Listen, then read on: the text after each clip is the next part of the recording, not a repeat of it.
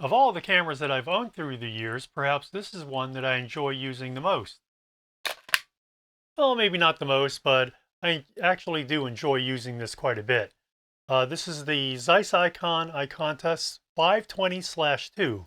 This is a 6x9 camera, uses 120 film, and it has a very, very, very sharp Tessar lens. I'll throw up some examples of some photos, some of the many photos that I've taken with this camera. This camera has never failed to impress me.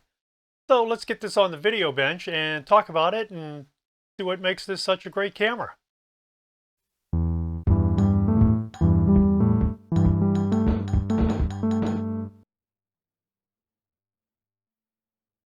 As I mentioned in the introduction, the Zeiss Ikon Ikonta 520/2, otherwise known as the Ikonta C, is one of my favorite cameras. This is a very modest camera, as you can tell. It doesn't have a whole lot of extra things going on with it, but it is proved to be one of my most reliable and one of my more traveled cameras. Let's talk about this camera. When I jumped back into photography right around the year 2000, this was among the first group of cameras that I bought. I want to say it was the third camera, but I'm not exactly sure. I can't really recall because it's been, 20 plus years. In any case, this is a roll film camera taking 120 film, and this is known as the C. The Ikonta series was initially launched in 1929. There were some design changes made to it in the 1930s. After World War II ended and Zeiss Ikon resumed production, this camera did return. The Ikonta name was also used on a series of smaller scale-focused 35mm cameras. So the Ikonta came in three sizes. The smallest camera is the Ikonta A, and that's a 6 by 4.5 camera, and you can see that's somewhat compact. Some cameras had optical viewfinders, and some just had little simple wireframe finders, which I will show you. Some also had rangefinder focusing, and those were the Super Ikontas. The 6x6 model, both the Super Ikonta and the regular Ikonta, these were known as the B cameras. That is 6 centimeters by 6 centimeters. And this is a post-war Super Ikonta 532/16. As I mentioned, 6x9 is the C model. Finally, there was an Ikonta D, and this was the 520/15. While the other three models used 120 roll film, this one used 116 roll film. So for example, this gave you photos that were 6 centimeters by 9 centimeters. Fairly good size negative. The Ikonta D gave you photos that were 6.5 centimeters by 11 centimeters, so a bit wider. Also, the film really wasn't interchangeable, although I think you could probably use this today. You probably have to figure out what to do with film rails, etc., etc. So if you compare the two cameras side by side, you can really see how much larger the 520/15 or the Ikonta D is than the standard Ikonta. This also came in a Super Ikonta model. So real quickly, this came with a 10.5 centimeter lens. Today that would be 105 millimeters, whereas this one came with a 13.5 centimeter or 135 millimeters. So I tried to figure out a date for this camera based on the serial number of the lens. In all of the Carl Zeiss lens tables, there seems to be a gap in the serial numbers. And so this one sort of fits right within that gap. However, it's right between 1934 and 1935. So it would really be reasonable to expect that this camera was probably made in 1935 or possibly 1936, because it's always possible to use an earlier lens on a later camera, but of course you can never use a future lens on an earlier camera. This is a scale focus lens, which means that you guess on the distance. This also is a front self-focusing lens. A unit focusing lens is a design in which the entire lens moves toward or away from the film plane. In this case, just the front element changes. This is, as I mentioned, this is a 4-element Tessar lens. This also is an uncoated lens. You might see a slight greenish reflection. That is simply a process that naturally occurs over the years, and it's sometimes referred to as blooming. This is set in a computer rapid shutter, with speeds running from 1/400th of a second down to 1 second, plus B and T. In this case, the B and T do not require for you to tension the shutter. All you do is press the shutter release. Being an earlier camera, this did not have a body-mounted shutter release. The later Super Ikontas did, and so did the simpler later Ikontas, and you can see the body releases right here for the shutter. With this camera, you really just release the shutter using your finger. So how did you hold the camera? What I found is you form a C with your hand, and then you just grip the camera like this. Actually, you grip the front of the camera, and then I use my thumb to release the shutter, like so. Never failed me. I've probably shot, well, I don't want to say I've shot hundreds of rolls of film, but I did shoot quite a bit of film through this, both black and white and color, and I never really had a problem. You're going to notice it has two types of finders. One is it has this little glass finder. This was an Albedo viewfinder. However, when I received the camera, the Albedo part was very fogged over. Oh, half of it was fogged, and so I took out the element in here. It's two glass elements, and I stuck them into a small pan of boiling water, and until the two separated, then I wiped it clean and reassembled it. So there are no longer any frame lines visible in the pop-up viewfinder. This camera also has what's called a brilliant viewfinder, and it simply is a small mirror that's set at a 45-degree angle with two magnifiers, one little magnifying glass up top and then a small magnifying lens here. And the idea is that you simply framed your scene and then trip the shutter. In this case, you would hold it at waist level. The brilliant viewfinder rotates 90 degrees, so you could either use it for portraits, or you could use it for landscapes. I think I tried this once or twice. I really couldn't see that much through it because it's small and tiny, and there's a lot of reflections because it's uncoated glass. So for the most part, I just used this frameless viewfinder and just made an approximation. The one thing I always recommend is when you're shooting a viewfinder camera is use loose cropping. Don't crop anything too tightly to the sides because there's no guarantee that it's going to, that what you see in the viewfinder is actually going to be captured on film. So if you bring in your subject just a bit inside each of the frame lines, top, bottom, left, and right, you'll always be assured that your subject will be in the viewfinder. I really like this camera because the lens is extremely sharp. I mean, extremely sharp. The earliest models came with the Novar lens. I've also seen some with a Triatar lens. There might be some post-war models. I think there are some post-war Super Ikonta models with a Schneider Xenar lens. But those tend to be the A, and I don't know if I've ever seen one on a C model. I showed you in the introduction how to open the camera. It's actually, well, I showed you how it opened, and I'll show you how you actually do it. It's fairly simple. Just hold the camera. There's this little button here, and you'll notice that the viewfinder pops up and the lens door releases, locks into place with the lens extended. Very simple. The lens bed support arm rides along these rails as does the lens itself. See how it rides along those rails.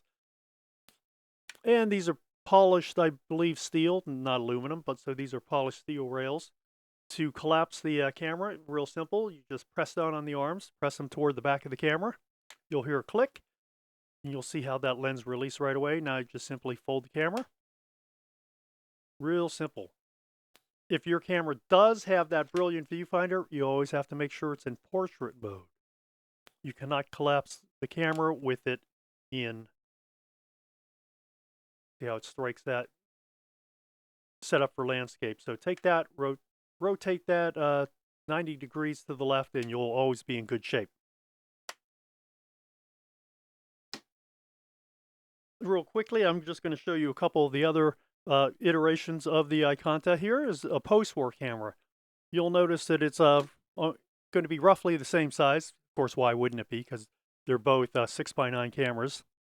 But when you compare them back to back, you'll notice that the post-war camera is a bit thicker. But the lens door extends further outward, further out from the body than the earlier model.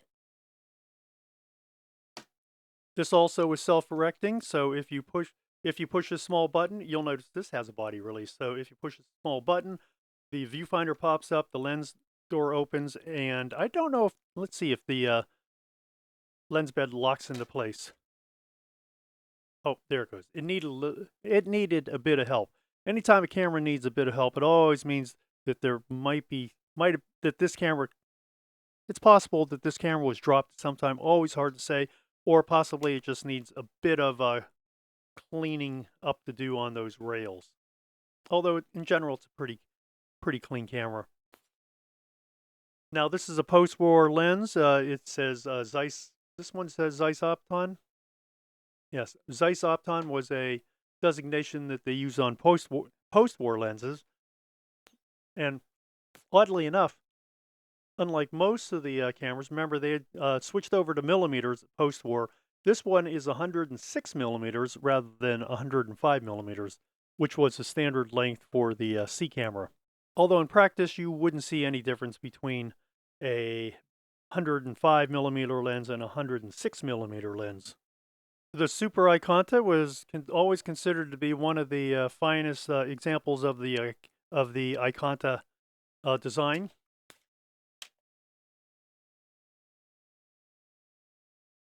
Now the Soviets sort of copied this design for a series of similar cameras.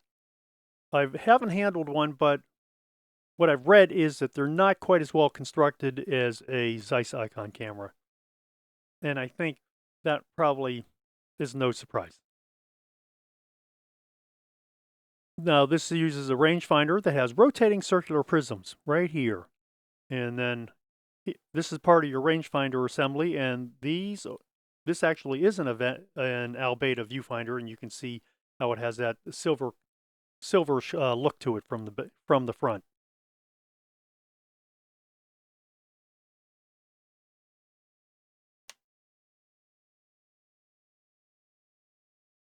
So once again, this has a coated lens, and you can see the reflection, the blue reflection down here.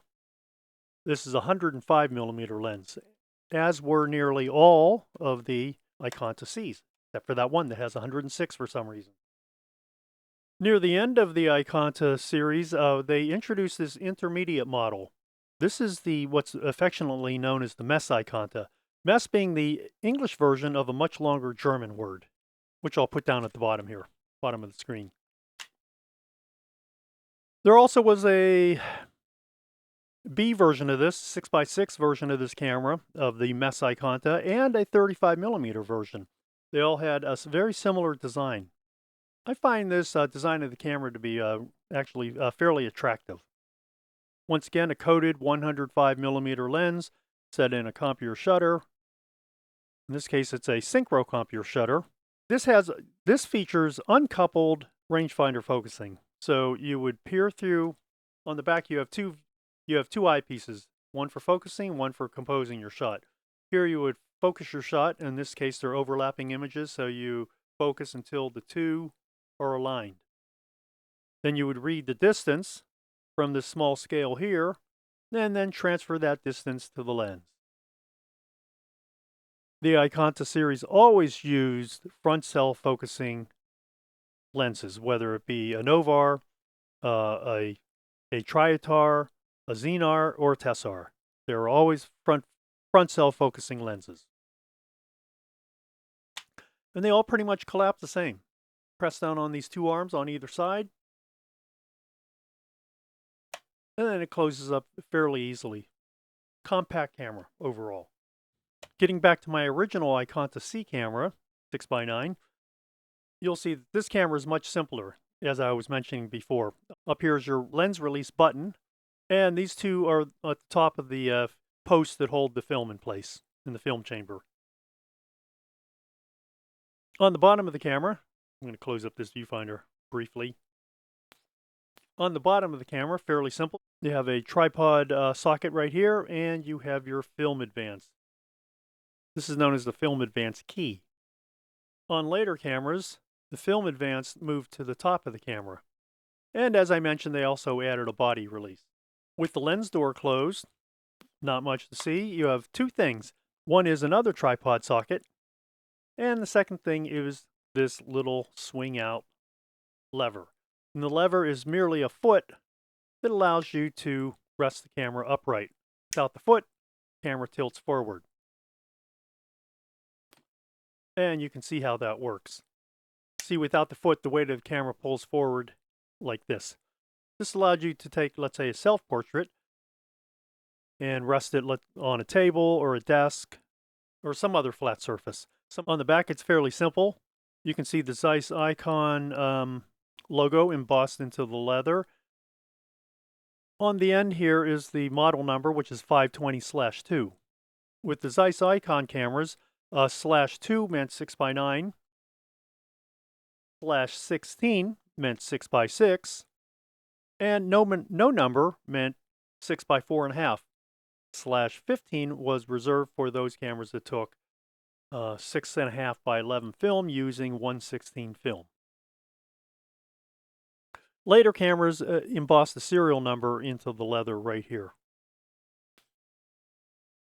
To open the back of the camera, all the cameras always had a leather little handle, little strap right here. I've never used it, obvious reasons.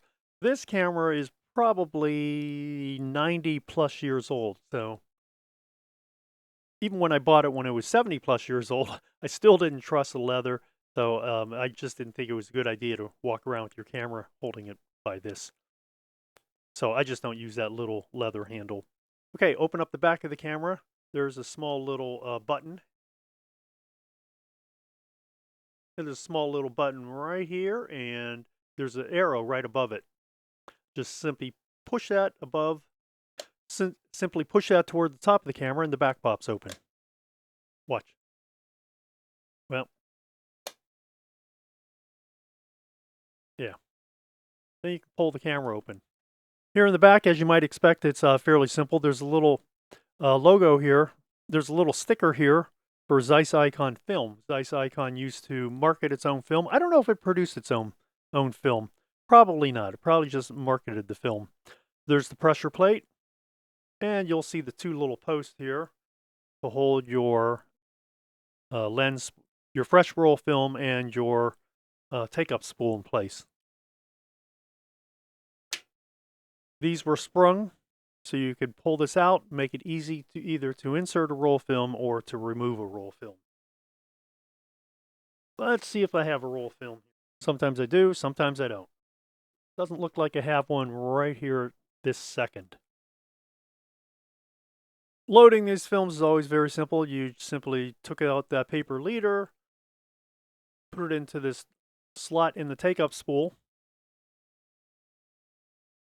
right here, and you kept winding until it took hold. Once it took hold, you would then close your back, and you would continue winding the film until one showed up in the window. You'll notice that this camera has two windows on the back, and that's because this camera could be converted to shoot 6x4.5.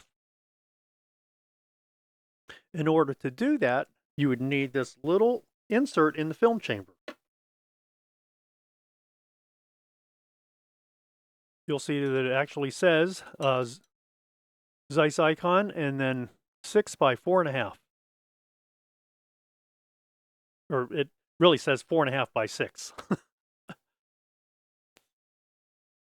That's how it inserts like that. Super simple.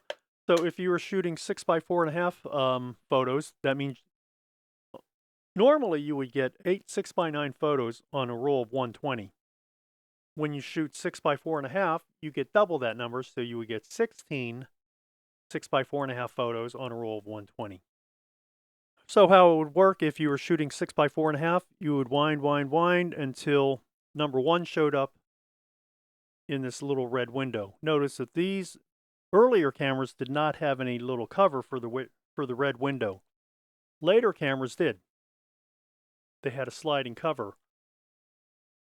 And that was to prevent stray light from penetrating, let's say, the paper backing and fogging your film. After you shot your photo, then you would wind until number 1 showed up here. Take your photo, then you wind till 2, 2, 3, 3, 4, 4, and on and on. If you're only shooting 6x9, you just use this offset window here.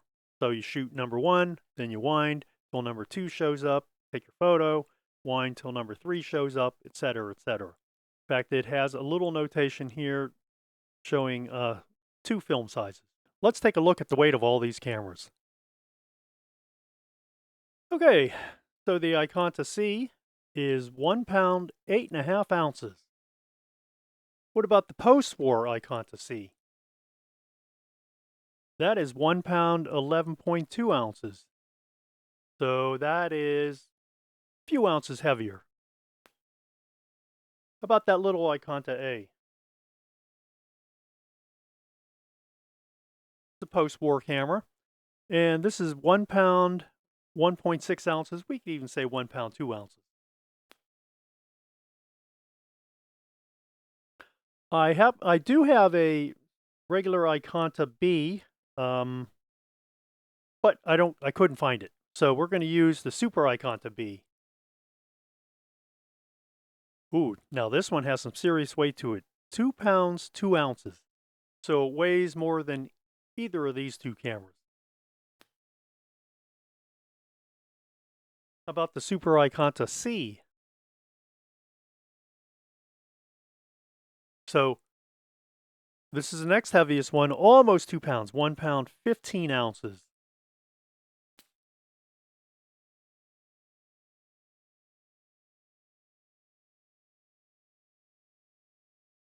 Let's look at that Mess Ikonta, the Mess Ikonta C.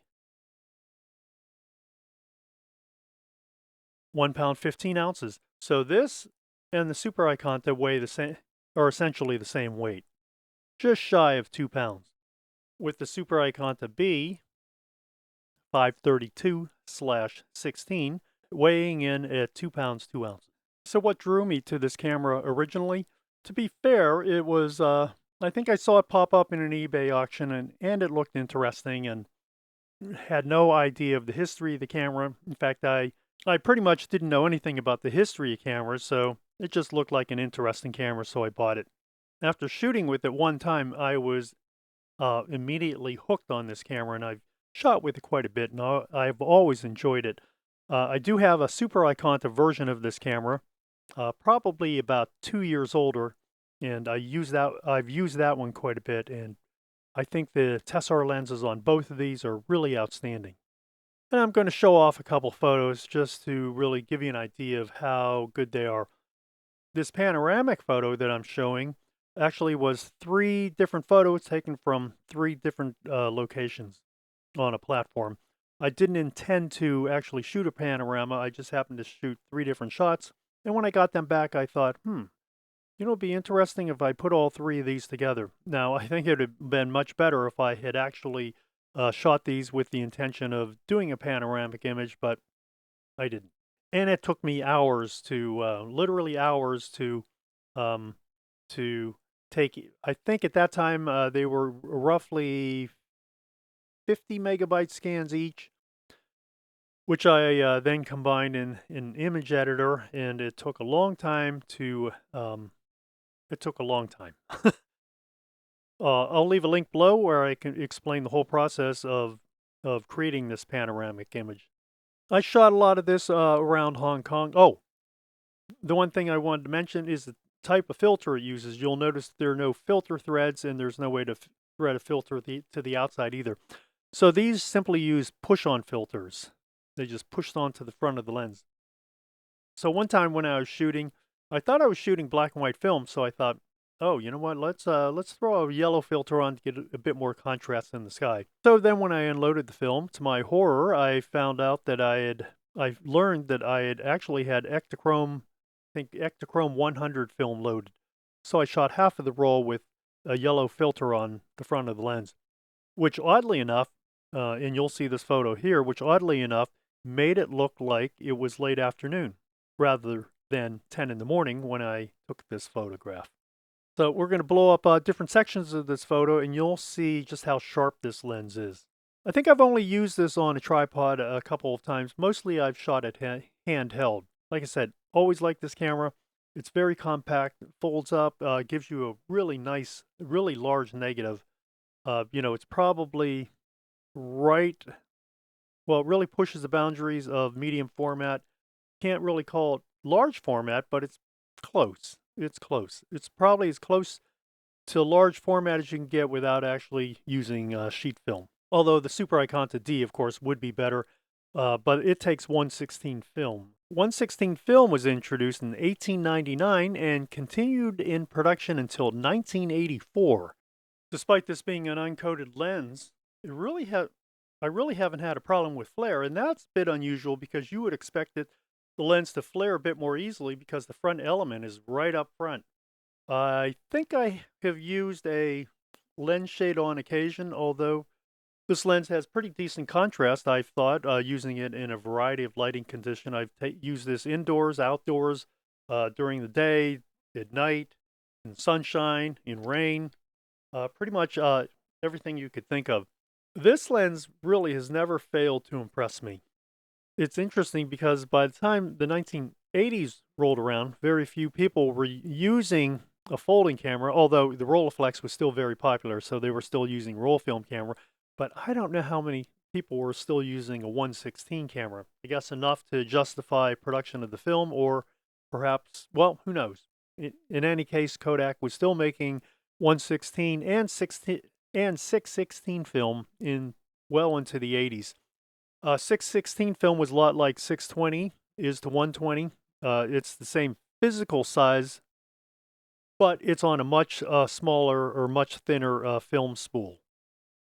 And so that's my take on the Zeiss Ikon Ikonta 520/2, the Ikonta C, using 120 film and giving you 6x9 photos.